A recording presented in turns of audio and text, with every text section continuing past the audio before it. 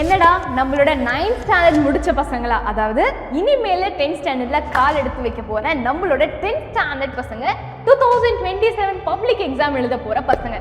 Ma'am 10th நினைச்சாவே பயமா இருக்கு. இதான் வந்து எல்லாருமே சொல்ற ஒரே வார்த்தை, ஒரே டவுட். மேம் எப்படி மேம் படிக்கிறது? ஓகே, ஸோ நான் ஆல்ரெடி சொன்ன மாதிரி நீ என்னோட லைவ் மிஸ் பண்ணிட்டேன்னா அந்த லைவை போய் பாருங்க.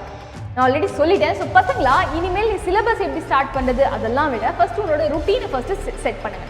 ஃபர்ஸ்ட் பாயிண்ட், ஓகே, டெய்லியும் 4 hours நான் படிக்க போறேன். ஓகே, ஸோ எனக்காக ஆல்ரெடி நீங்க ஒரு ப்ராமிஸ் பண்ணணும். காலையில இனிமேல் நான் 5 o'clock எந்திரிக்க போறேன்.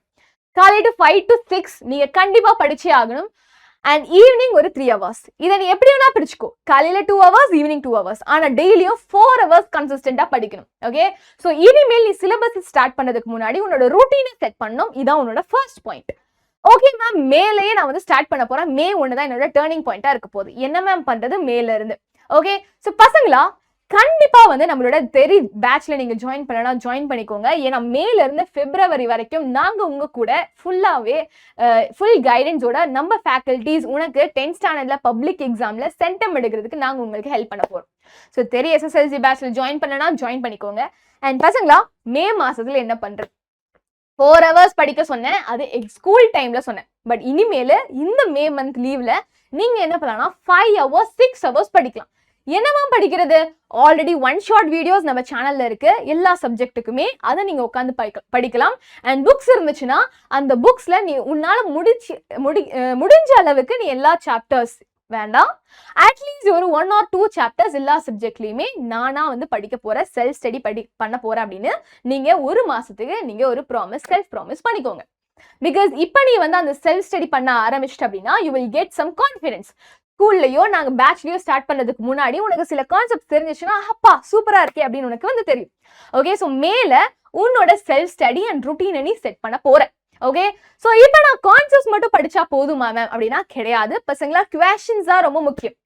ஸோ கான்செப்டை புக்ல படிச்சுட்டு நீங்க என்ன பண்ணுங்க அப்படின்னா ஒரு கைடோ இல்லைன்னா நம்மளோட பேட்ச்ல இருக்கிற குவெஷன்ஸ் ஆன்சர்ஸ் நீங்க வந்து பாருங்க. புக் பேக் எக்ஸசைஸ், அதாவது okay, so 1 mark question, 2 marks question and detail question எல்லாமே உனக்கு புக் பேக்ல இருக்கும்.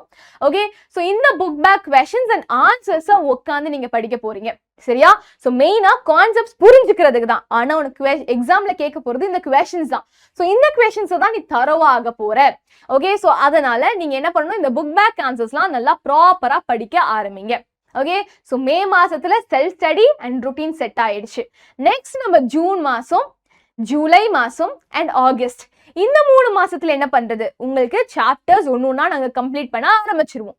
ஸோ குவார்டர்லி எக்ஸாம் உனக்கு இந்த டைம்ல வரப்போகுது. இந்த 3 மாசத்துல ஓகே, நீங்க சாப்டர் வைஸ் புக் பேக் எக்ஸசைசஸ்லாம் வந்து என்ன பண்ணணும், நீங்க புரிஞ்சு படிக்கணும் அண்ட் நிறைய ரிவைஸ் பண்ண ஆரம்பிக்கணும்.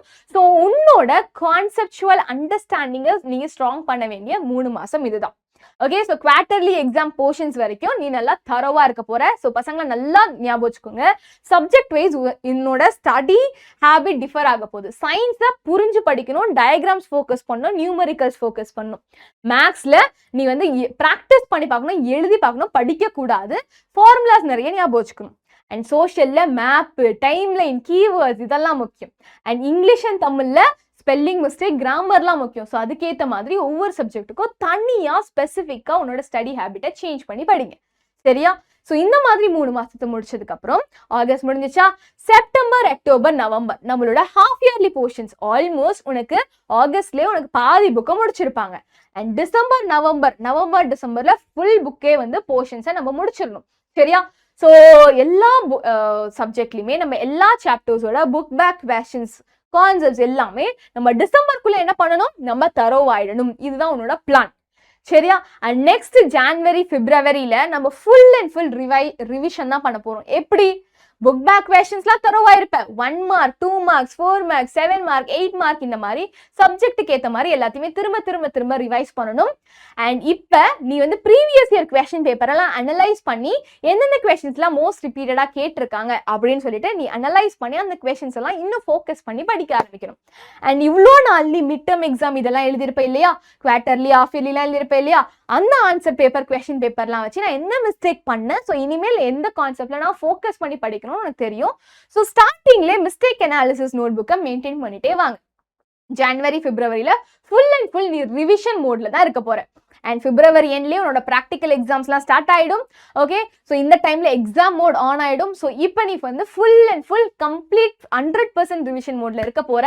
ஸோ அதனால அந்த டைம்ல book back exercises, PYQs, practice test தான். சரியா? இதுதான் உன்னோட என்டையர் மேல இருந்து பிப்ரவரிக்கான பிளான். சரியா? ஸோ ஒவ்வொரு மாசமும் ஒவ்வொரு எக்ஸாமுக்கு முன்னாடியுமே நான் வந்து எக்ஸாம் பிளான் வந்து போடுவேன். நீ கவலையே பட வேண்டாம். ஸோ மேம், இப்போ நான் சிலபஸை ஸ்டார்ட் பண்றது கூட எனக்கு பிரச்சனை இல்லை. I will set up my routine எனக்கு கமெண்ட் செக்ஷன்ல போட்டு உங்களோட ருட்டீனை ஸ்டார்ட் பண்ணுங்க. All the very best for your 10th standard preparation.